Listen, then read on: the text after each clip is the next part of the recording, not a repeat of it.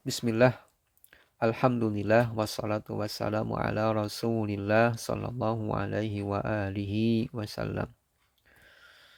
Melanjutkan pembahasan yang tertunda pada pertemuan sebelumnya, masih membahas tentang ilmu nahwu.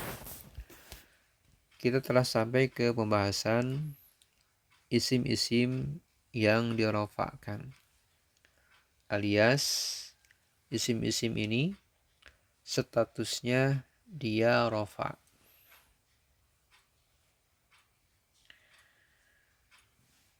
Nah, isim-isim yang dirofakan ini berjumlah 4 macam. Yang pertama adalah fa'il, yang kedua naibul fa'il, yang ketiga mubtada, yang keempat khabar. Ahibati fillah, yang pertama adalah fa'il. Apa itu fa'il? Fa'il dalam bahasa kita atau dalam bahasa Indonesia namanya adalah subjek atau pelaku.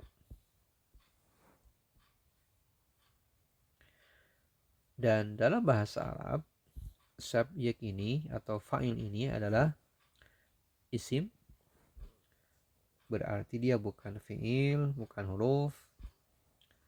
Kemudian marfu, i'rabnya mesti rafa, tidak khafad, tidak nasab, apalagi jazm, mesti rafa. Kemudian dalam bahasa Arab, bahwa fa'il ini atau subjek ini mesti disebutkan setelah fi'il, alias ia terletak setelah fi'il di depannya. Baik fi'ilnya itu fi'il madhi atau fi'il mudhari'. Kemudian fa'il ini terbagi kepada dua bagian. Yang pertama, fa'il isim dhahir. Maksudnya bahwa fa'il isim dhahir ini isim yang langsung menunjukkan maknanya tanpa membutuhkan adanya qarinah atau indikasi lain. Ini fa'il isim dhahir. Contoh di sini, idz qala Allahu, yang artinya dan ingatlah ketika Allah telah berfirman. Nah, biasanya dalam fa'il itu atau susunan dalam bahasa Arab, fa'il diterjemahkan terlebih dahulu. Biasanya. Nah, contoh di sini, idz qala Allah, ingatlah ketika Allah berfirman.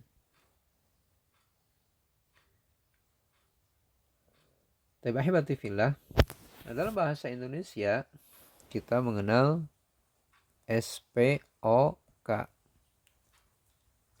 subjek, predikat, objek keterangan. Ini dalam EYD bahasa Indonesia. Dalam bahasa Arab, bahwa susunan bahasa Arab atau yang disebut dengan fa'il itu mesti dia fi'il terlebih dahulu, kemudian setelahnya fa'il, kemudian objek yang namanya maf'ul bihi, dan dzaraf, terkadang dzaraf. Ini dalam susunan bahasa Arab. Jadi fi'il, kemudian setelahnya itu fa'il. Nah, dalam posisi ini bahwa idz qala Allah, qala di sini sebagai fi'il dan Allahi fa'il.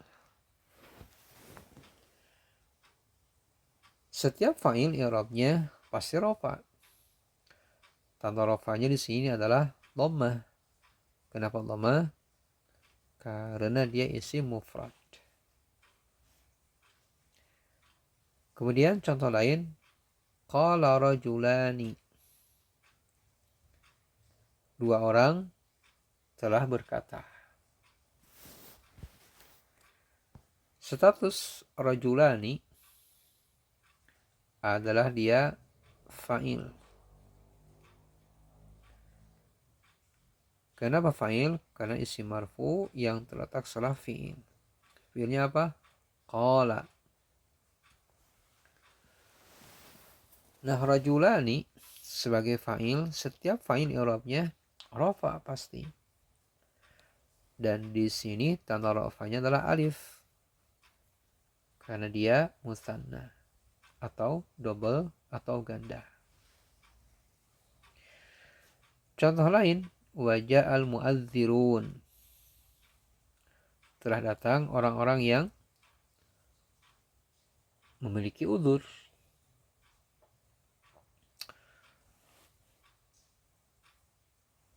Status al-mu'adzirun sebagai fa'il. Dan setiap fa'il i'rabnya rafa. Tanda rafanya di sini wawu. Karena dia jamak mudzakkar salim. Kemudian contoh lain, yauma yaqumun nasu li rabbil alamin. Di hari manusia berdiri, bangkit menuju Rabb sekalian alam. Nah, di sini yang menjadi fa'ilnya adalah anas. Setiap fa'il i'rabnya rafa, tanda rafanya dhammah.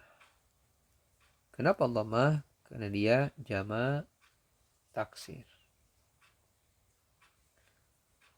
Contoh lain, wa yauma idzi yafrahul mu'minun. Dan di hari orang-orang mukmin bergembira. Posisi al-mu'minun atau status al-mu'minun dia fa'il. Dan setiap fa'il i'rabnya mesti rafa.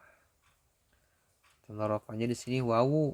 Kenapa? Karena dia jamak mudzakkar salim. Contoh lain, qala abuhum. Telah berkata bapak mereka. Status abuhum sebagai fa'il. Karena dia terletak setelah fi'il. Atau diawali oleh fi'il terlebih dahulu. Nah, setiap fa'il i'rabnya rafa. Tanda rafanya di sini apa? Huruf wawu. Karena dia asmaul khamsah. Barakallahu fiikum.